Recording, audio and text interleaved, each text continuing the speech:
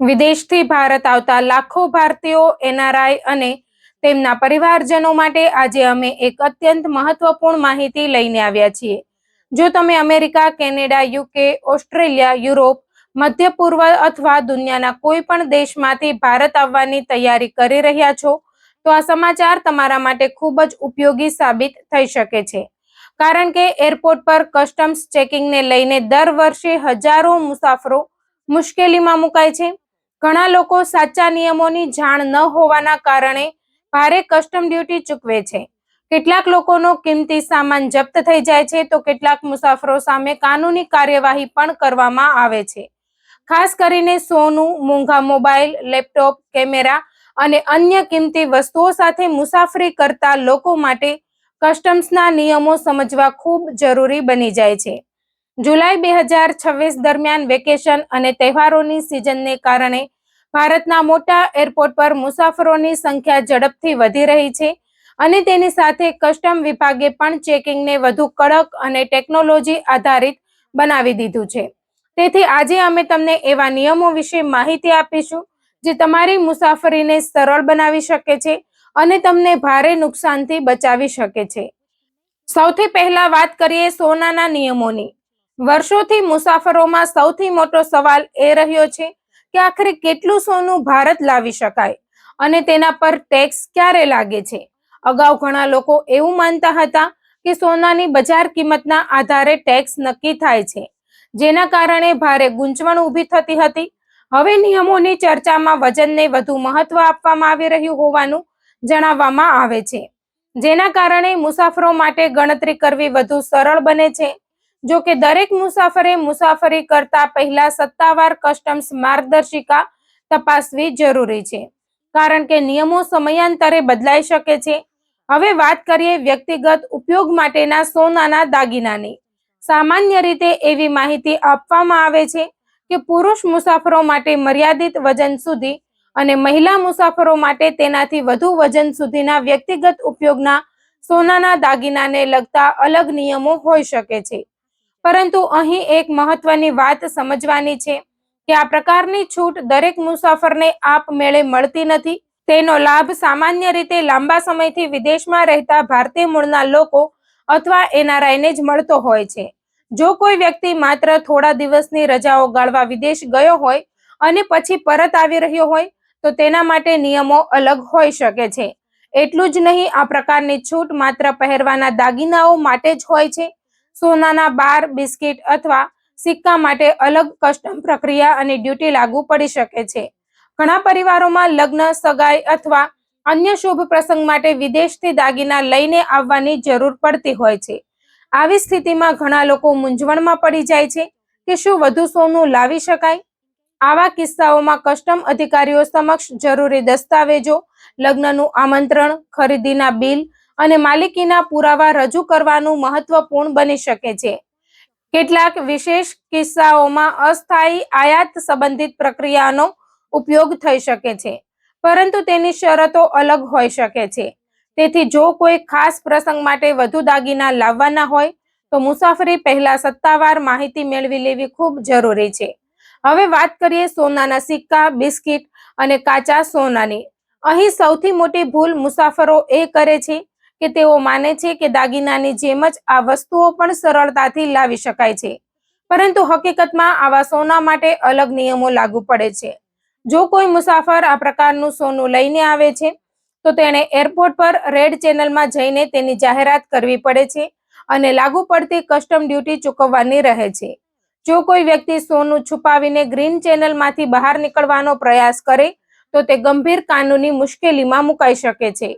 આજના સમયમાં એરપોર્ટ પર અદ્યતન સ્કેનર્સ, એક્સ-રે સિસ્ટમ અને અન્ય સુરક્ષા ટેકનોલોજીનો ઉપયોગ કરવામાં આવે છે, જેના કારણે છુપાવેલું સોનું શોધી કાઢવાની શક્યતા ઘણી વધી ગઈ છે. જો તપાસ દરમિયાન ગેરરીતિ મળી આવે, તો સોનું જપ્ત થઈ શકે છે, ભારે દંડ થઈ શકે છે અને કેટલીક પરિસ્થિતિમાં કોર્ટ કેસ સુધીની કાર્યવાહી થઈ શકે છે. માત્ર સોનું જ નહીં, પરંતુ અન્ય કિંમતી વસ્તુઓ માટે પણ નિયમો છે.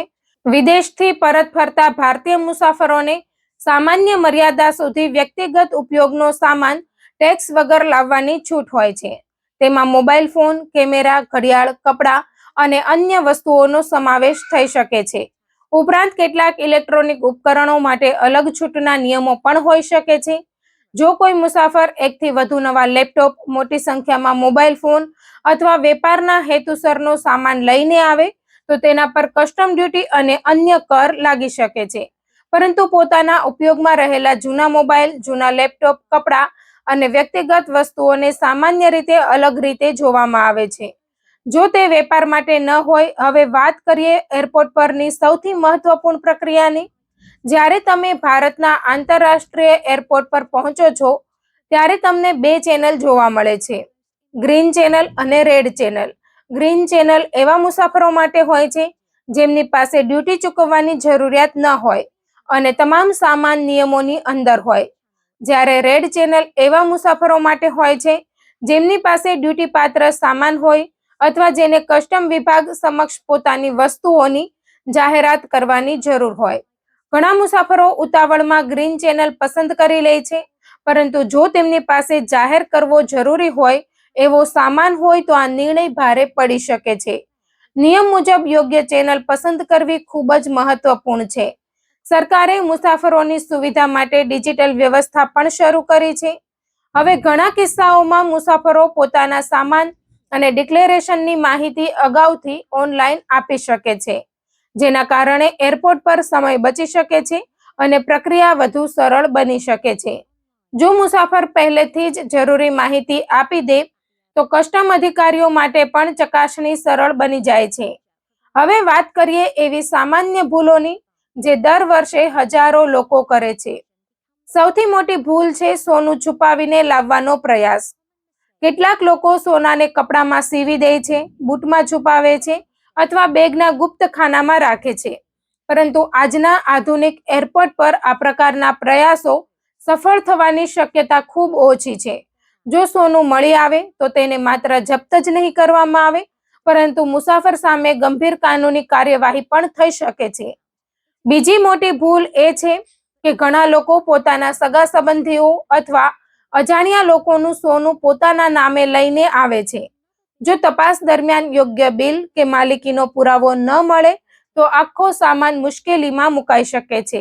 તેથી ક્યારેય બીજા વ્યક્તિનો કિંમતી સામાન પોતાના નામે લાવવો જોઈએ નહીં.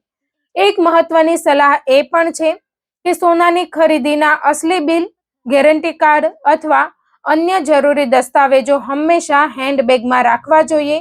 ચેક-ઇન બેગમાં આવા દસ્તાવેજો રાખવાથી જરૂર પડે તરત રજૂ કરવામાં મુશ્કેલી પડી શકે છે.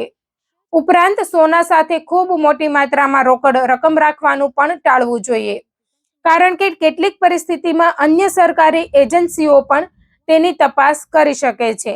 જો કસ્ટમ અધિકારી કોઈ પ્રશ્ન પૂછે તો ગભરાવાની જરૂર નથી.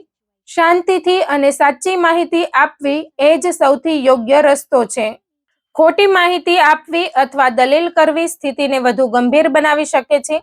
ઘણા મુસાફરોને લાગે છે કે જો તેઓ પહેરેલા દાગીનાઓ સાથે મુસાફરી કરે તો કોઈ તપાસ નહીં થાય, પરંતુ કસ્ટમ અધિકારીઓ પાસે દરેક કેસનું મૂલ્યાંકન કરવાની સત્તા હોય છે. જો કોઈ વસ્તુ અંગે શંકા થાય તો તેઓ બિલ અથવા અન્ય પુરાવા માંગીને તપાસ કરી શકે છે.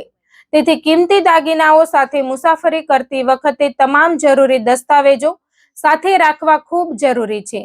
યાદ રાખો કે નિયમોનું પાલન કરનાર મુસાફરો માટે પ્રક્રિયા સામાન્ય રીતે સરળ રહે છે, જ્યારે માહિતી છુપાવવાનો પ્રયાસ મુશ્કેલીઓ વધારી શકે છે.